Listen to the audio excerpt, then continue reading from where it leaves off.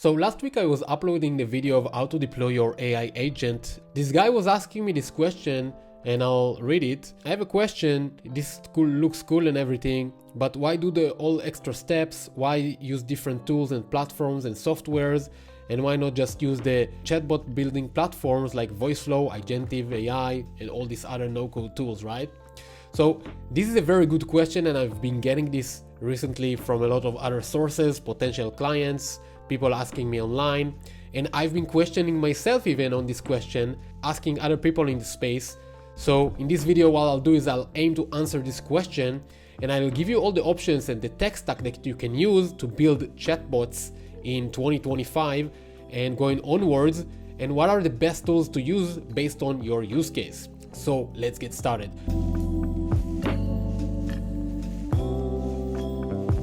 Hello and welcome to this video. My name is Jonathan and I'm a self-taught developer. I started coding since I was 13 years old, which is now more than 10 years. I've been working with startups. Recently, I've been focusing more on AI agents, building with AI. In the past 3+ years, I'm part of a computer vision team, machine learning team.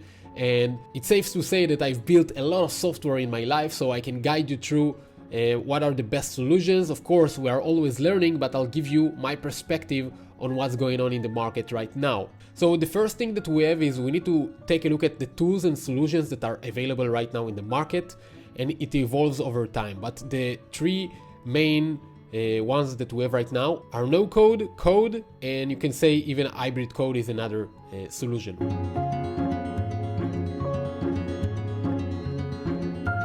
So if we'll take a look at no code, we have tools like Voiceflow, Vapi, Make.com, Zapier, N8N, Relevance AI, and all these tools that allows you to build agents or chatbots for businesses. It's easy to set up. Initially, it's pretty cheap and you don't need a lot of things to make it work and provide value for businesses. And over time, we see that we can use more use cases and it's more flexible and we can do more things.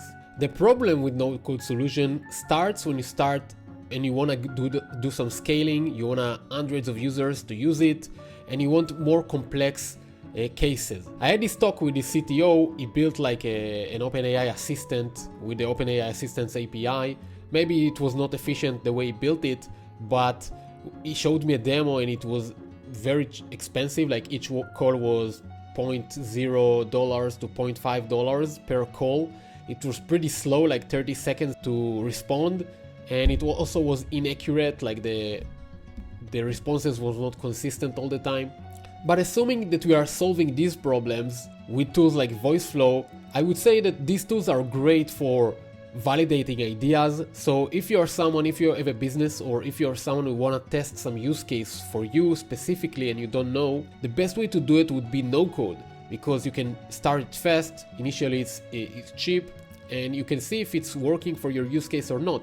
So in this case of the CTO that I talked about with, he tested the POC on the OpenAI assistants. He just wanted to see if it works, and after that he showed me what he did, and now comes the optimization part, cutting costs, making improvements and so on. But initially he checked if the case is good to work with their business before investing more time and more effort into it. And I would say personally, I think no-code solutions are great for small businesses, like let's say it's hair salons, gyms, or very small use cases that the scope, the feature is very limited. Now these days you can build great stuff with no code and it always improves. And I myself played with no-code tools like Airtable, Zapier, Make.com, N8N. I started playing with this recently.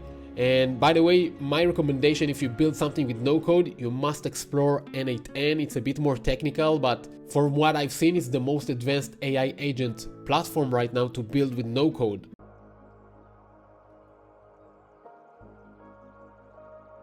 Then we have coding. So with coding, the pro is that you have unlimited flexibility. You can build whatever you want. You can go and scale it to thousands of users, hundreds and thousands of users. If you have a very specific solution that no-code tools are not providing, you can use code. And really, for example, when you want to build a knowledge base with Voiceflow, for example, it's very limited. You don't have control on the way to chunk your documents. If you want to get to a specific use case that these no-code tools are not supporting, you will need to use code. Also, we need to understand the mindset behind the founders, the people that are building these no-code platforms. At the end of the day, they are using code themselves to go and package a solution for people that are less technical to the general market, so they can also use this technology for other businesses and other people. So what they're trying to do is they're trying to templatize or generalize specific use cases for the masses, for a lot of people, so they can use their platforms.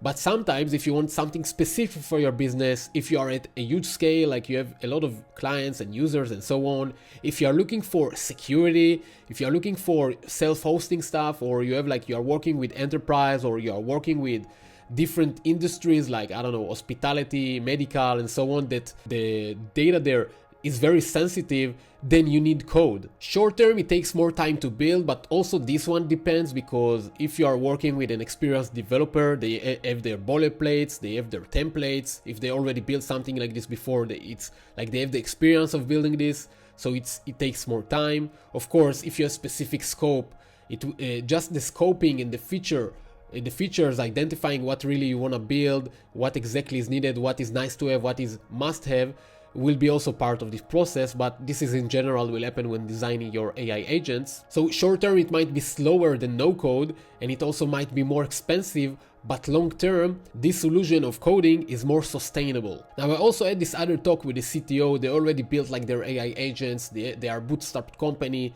they have like users, they have everything, right? Now, what he was asking me is that they want to become the #1 provider on this specific kind of case.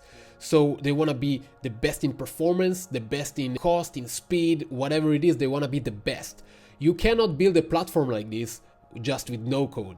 If you need to optimize each part of your solution, you need something more that goes into deeper resolutions, and no code is higher resolution. That's all, and this is why you need code.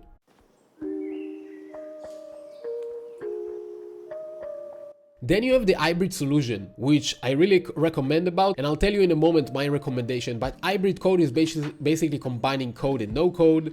You're doing some parts in no code, some parts in code. Usually the code part is gonna be the backend, so the brain of the agent, what's the logic behind it and so on. The front end can be no code, like you can click a few buttons, it's not really that important. Later you can make it like your own components.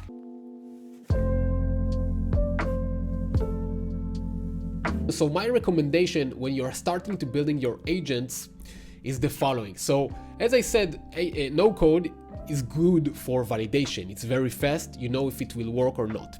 If you have no experience with building agents before for your business or for whatever it is, you want to see if there is even value in it, and I want to invest it. So I believe in the iterative approach in all my development projects or whatever it is. I believe in a step-by-step approach. So what do I mean by this? In the beginning, you have no idea about AI agents, so it would make sense to go and build something with no code.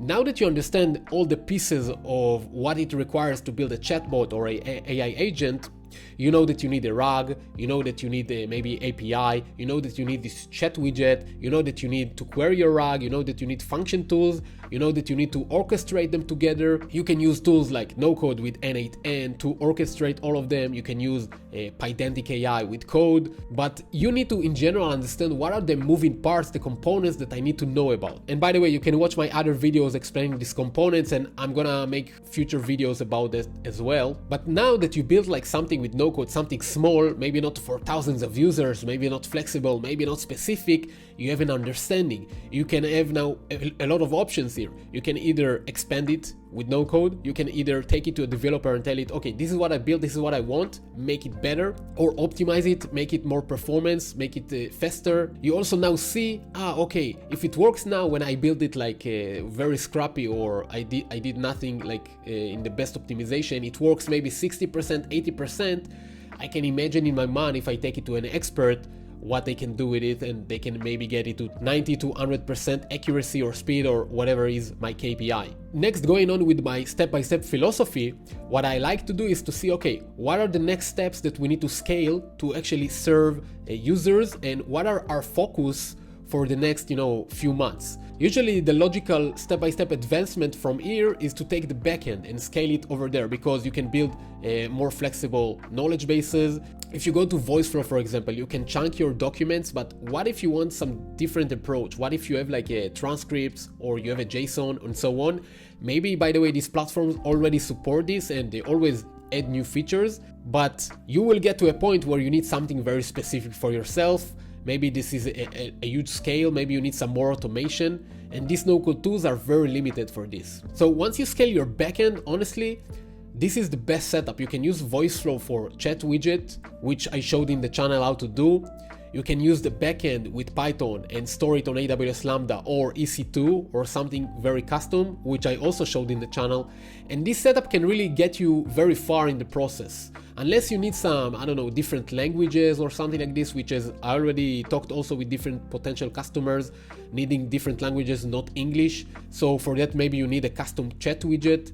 And by the way, for this, you can go to GitHub, clone some project that already has a chat widget, and just change the language for your thing, so you don't need to build it from scratch. And that would be my recommendation in terms of building. And also in general, you need to think about this project. Is this project something short term? Is it something internal for my company to automate a one-time thing? If it's a small scope, it doesn't have a huge impact on the business or on the client or on whatever use case it is. Is it just one feature that I want to include in the team, save time, streamline processes?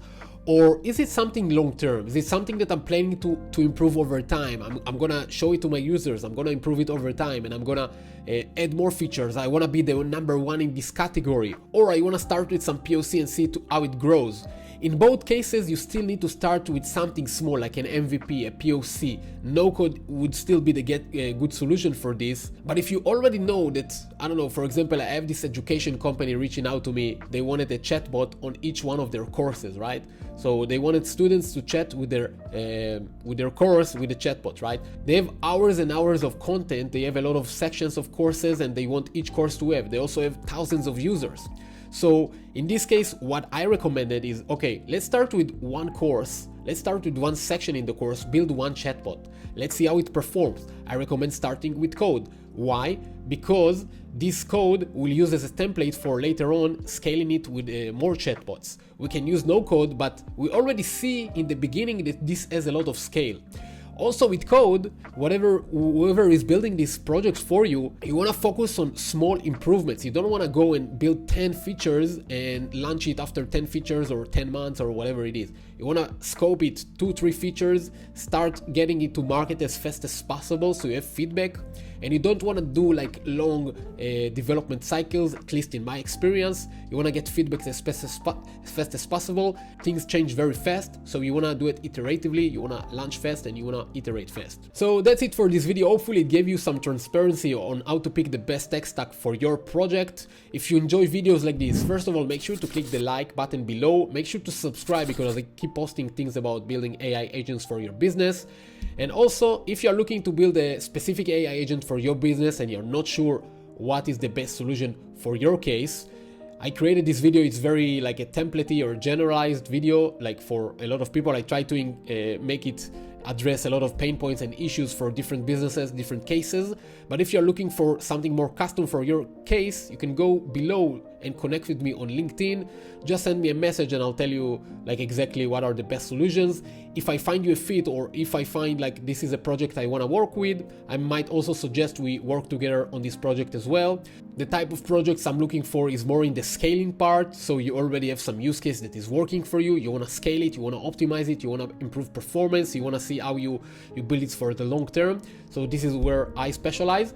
So if that's you, just connect me on LinkedIn, say hi, and we'll start the conversation from there. Thank you for watching, and I'll see you in the next videos. Comment below if you have any questions, any ideas for the next videos you want to see. Thank you for watching.